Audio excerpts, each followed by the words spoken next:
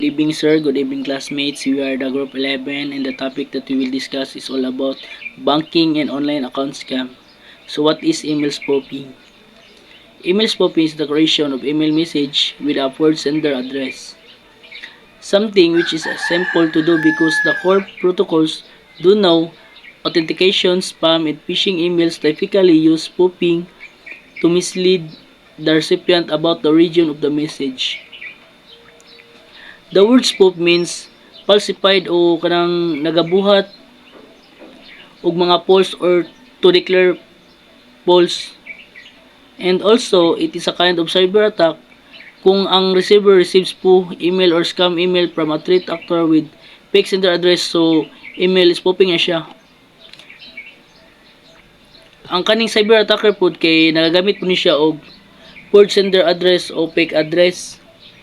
And then kaning mga cyber attacker naga-take advantage po ni sila sa mga user o the user's trust.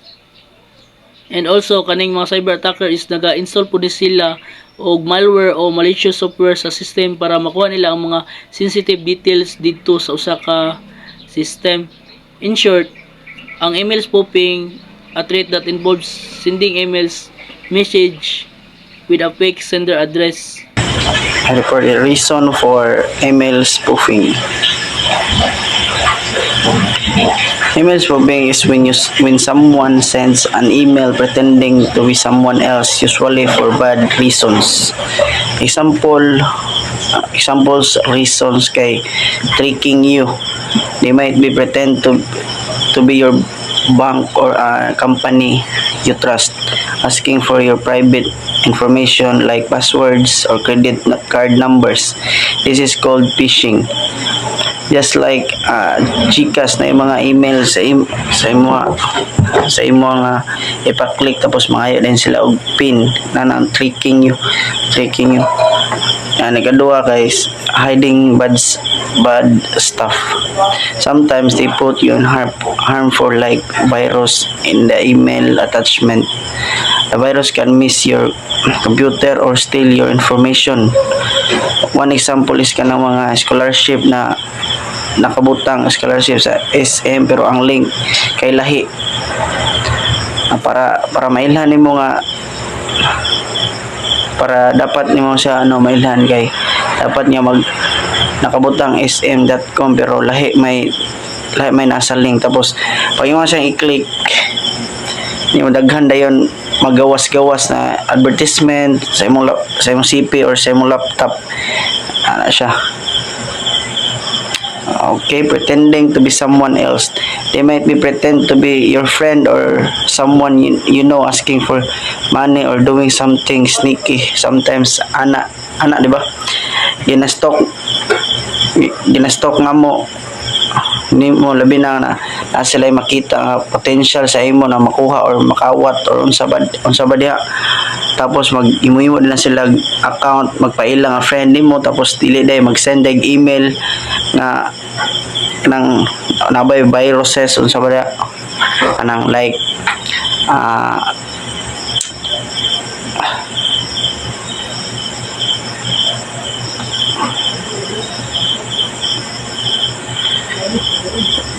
tricking you with the tricks.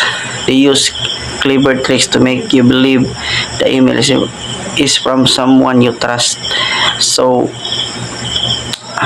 you do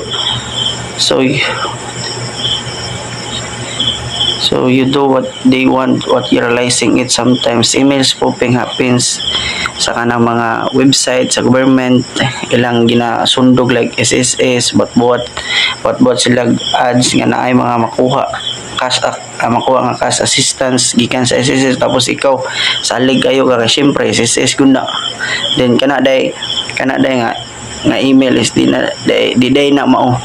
So in a simple terms, email spoofing is like someone wearing a mask to pretend to be someone else, but they're put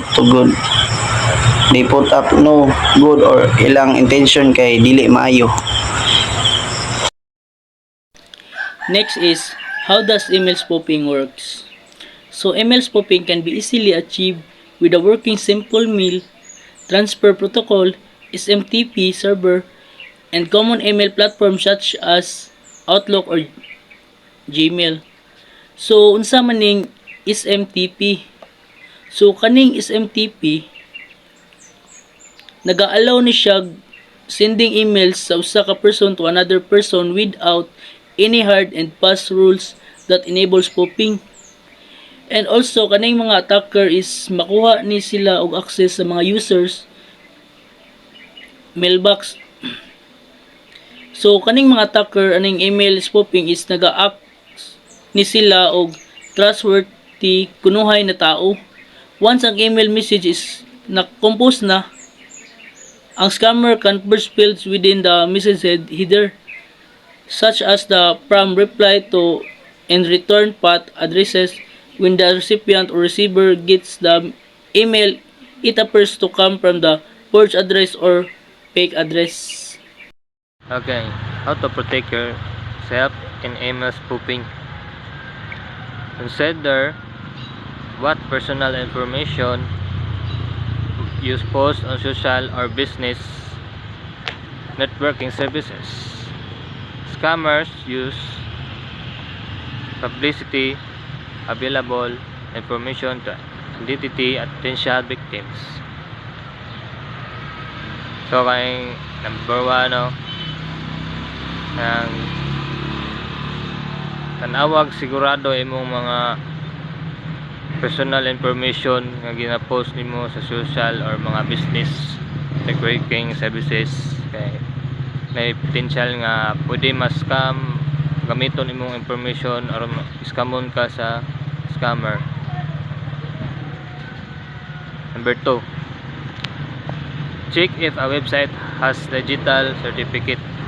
So tan-aw nimo kung nabay digital certificate ang imong mga website ipang sudlan, kay kung wala may potential nga makuan ka sa scammer, ma-hack or kay ubang terms.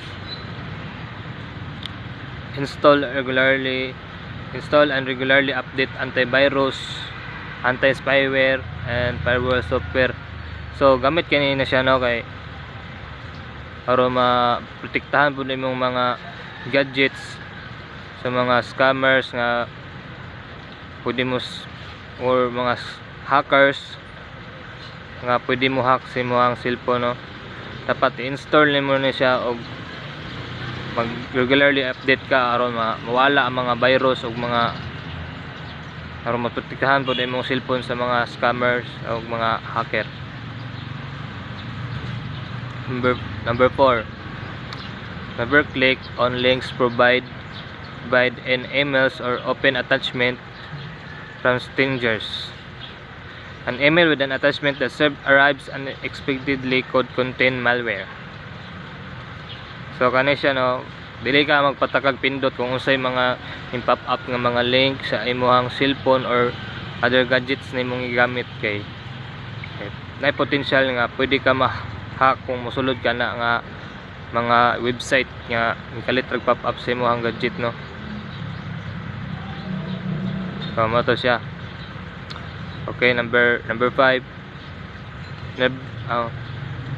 Never provide your personal businesses credit card or account details online unless you have verified the website is authentic.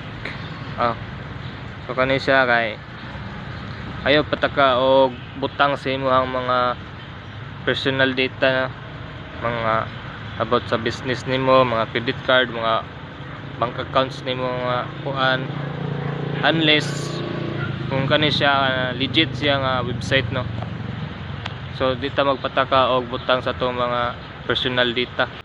So number 7 shred all business documents before you dispose or them. Tanawa tanan mga dokumento mong ipangtigom bahin sa negosyo ay dili ka magpatakag labay sa basurahan kay basin nanay mga data o mga personal data nga pwede gamiton sa imo sa mga scammer nga pwede i-hack imong mga bank accounts kay mga personal data man dito sa mga negosyo nimo, business data ana. So, walang to.